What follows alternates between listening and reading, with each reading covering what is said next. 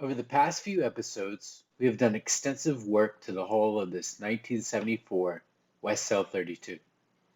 We've done everything from closing old through holes that are no longer needed to repairing all the hurricane damage from when we first acquired the boat in 2021.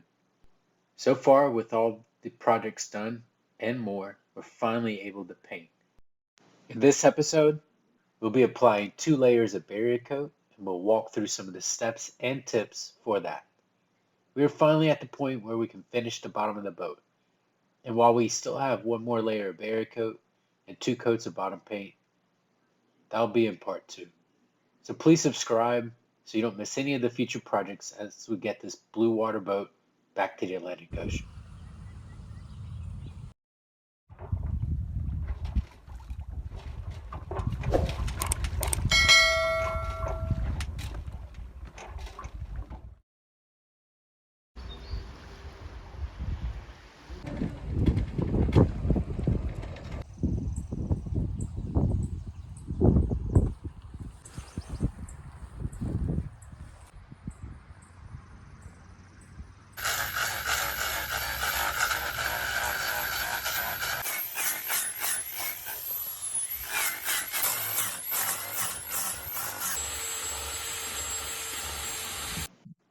These last minute sanding jobs are simply to get the fairing compound flush with the rest of the hull.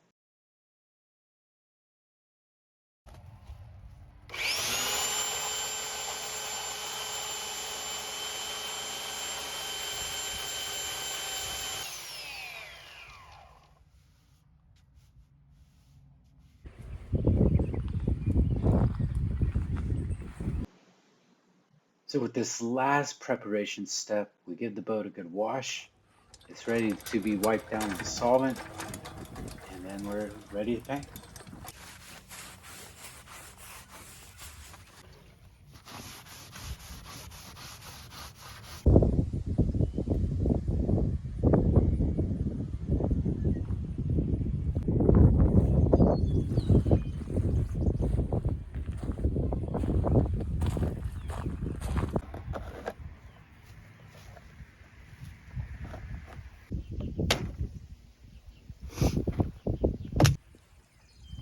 So I'm using TotalProtect.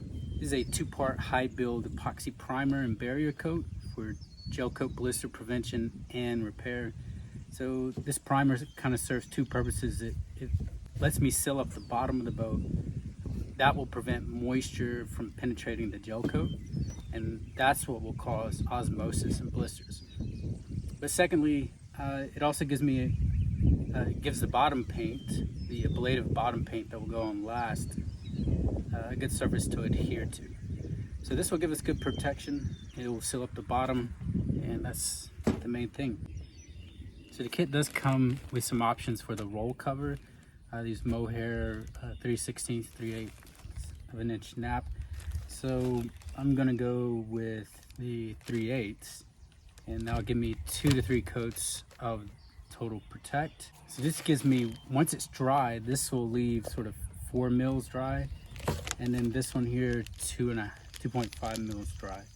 So it's just up to you. The main thing though is timing, and that's why we need to get going with this.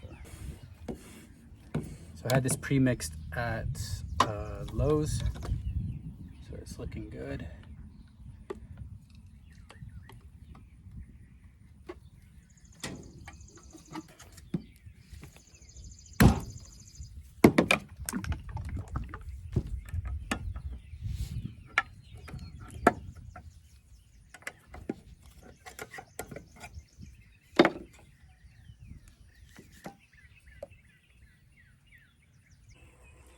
Now the most important part is the 15-minute induction period. So after mixing the base and the curing agent, which we'll do now with a 1-gallon mixer, you have to allow for a 15-minute induction period before either reducing it or application.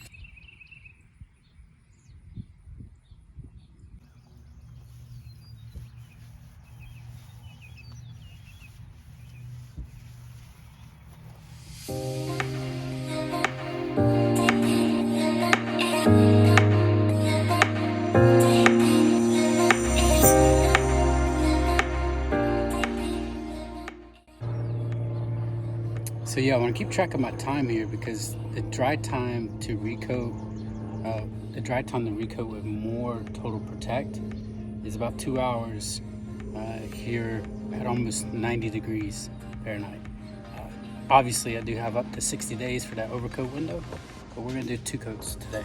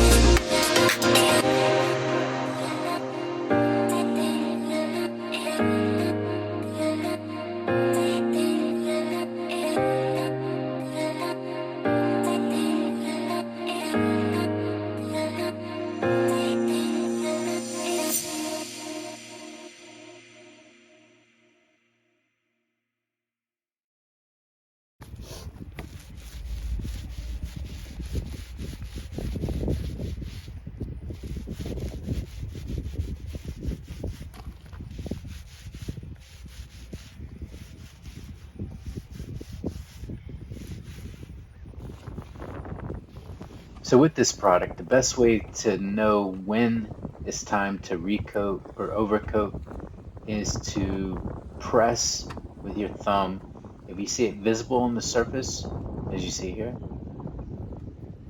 and there's no residue, no epoxy stuck to your thumb, then um, you're ready to go with the next layer of barrier coat. Now, the great thing with this product is you do have up to 60 days. If you miss the overcoat window, however, then you will need to sand with 80 grit and make that surface toothy enough for the next coat. For the 3 layers, we went gray, then white, and we'll do one more gray coat after this, but we want to be able to have a full day to apply that gray coat and then overcoat with 2 coats of bottom paint. One great feature of this product is that it's compatible with all anti-fouling paints. We are looking for Micron, but we are going to be going with TotalBoat Spartan. We'll do a blue coat and then a black coat. That way, as the ablative paint, this multi-season paint wears away, we'll be able to see the blue and know that we need to sand and paint again. And as anyone knows, this is the most satisfying part. You get to see the nice clean line. It is through all this painting that we not only protect the boat, but we finally see the transformation. Thank you again for watching. Please subscribe and follow along.